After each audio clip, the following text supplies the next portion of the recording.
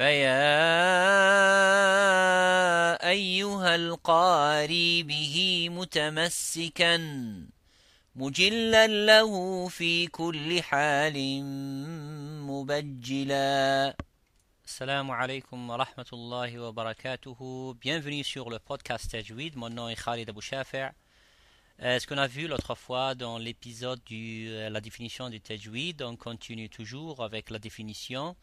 En ce qui concerne les lettres de la langue arabe, les lettres de la langue arabe sont en nombre de 28 à 29.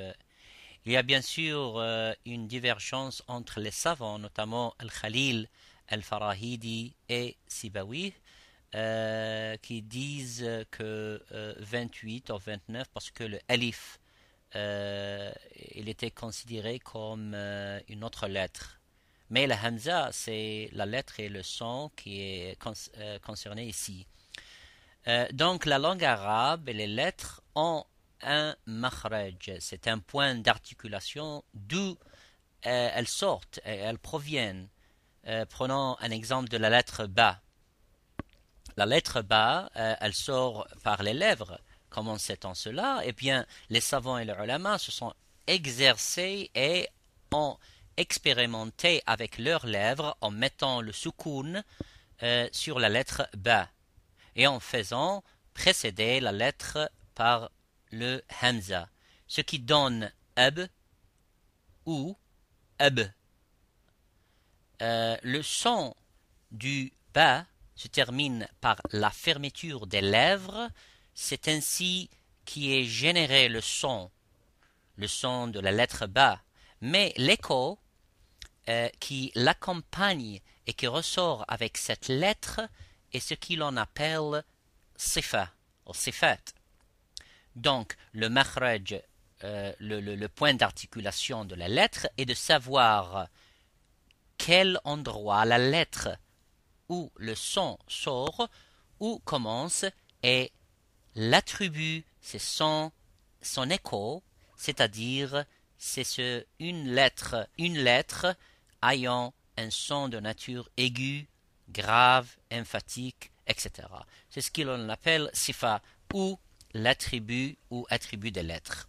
Ces sifat, ou les attributs des lettres, nous étudierons plus en détail la prochaine, Inch'Allah, aussi sur les makharij et les sifat. Mais pour en revenir au point de tajwid, c'est de connaître le makharaj de la lettre et du son. Ainsi, la lettre ba est prononcée par le bout des lèvres si on dit ab. Mais quel est son attribut? Son attribut, c'est la qalqala. Bien sûr, il y a plusieurs attributs sur la lettre ba, mais en prenant un exemple de la qalqala. C'est la qalqala qui confère ce retentissement ab, à la al-wahhab, et ainsi de suite.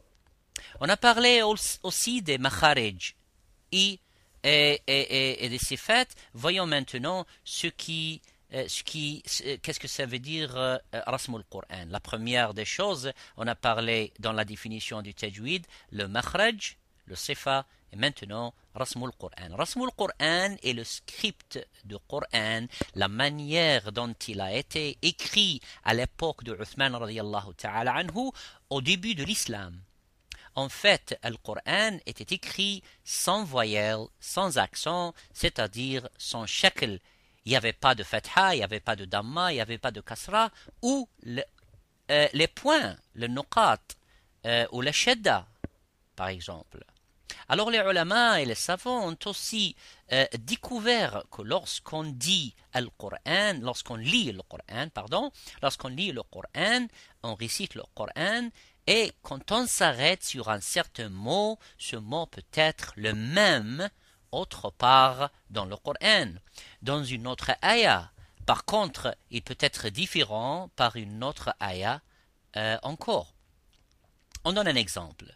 Le mot kalimat ou ni'mat.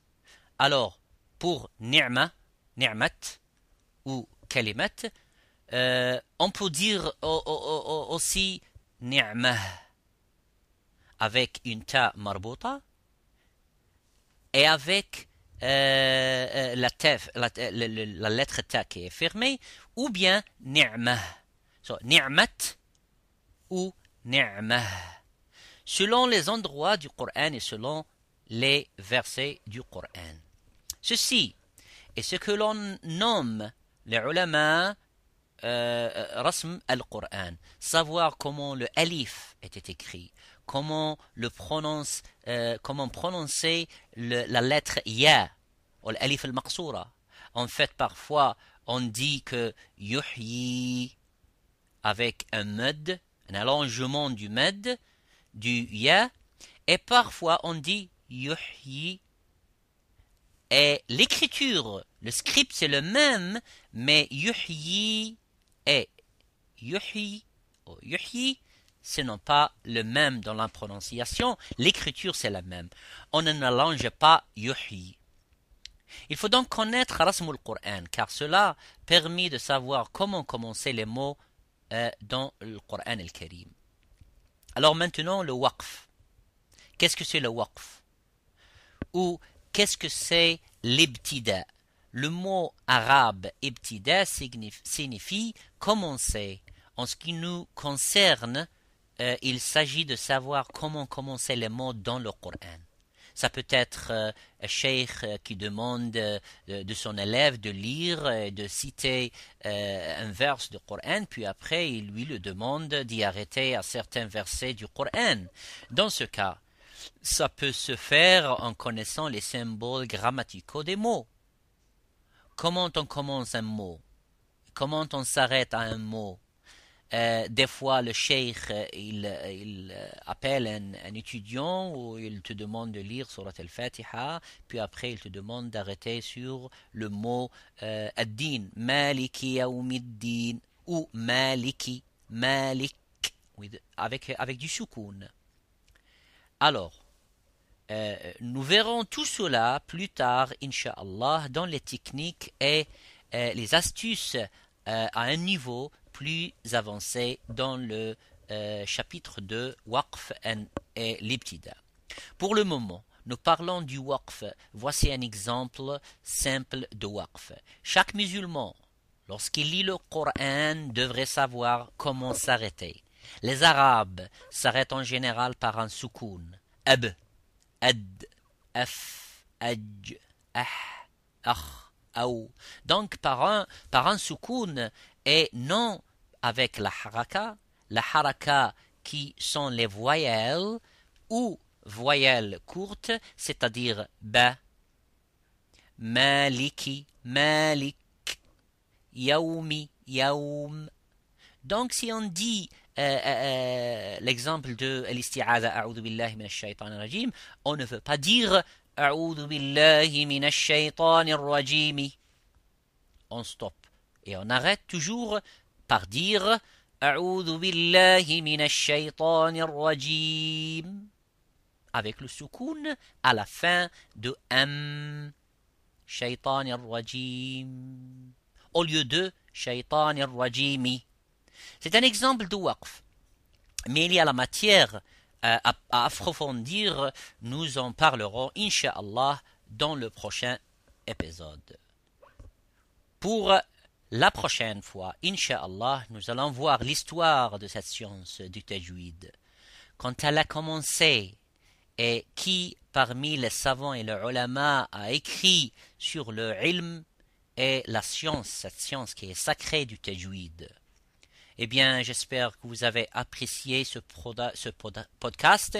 Inch'Allah, faites un tour sur mon site web et mon blog et laissez un message. Nous serons heureux de vous lire. Abonnez sur Flax que vous trouverez au site tajwidinenglish.com. Vous pouvez aussi s'abonner gratuitement sur iTunes et télécharger directement facilement. Je vous laisse à la prochaine, Inch'Allah. Jazakumullahu khayran. Assalamu alaikum wa rahmatullahi wa barakatuh. هنيئا مريئا والداك عليهما ملابس أنوار من التاج والحلى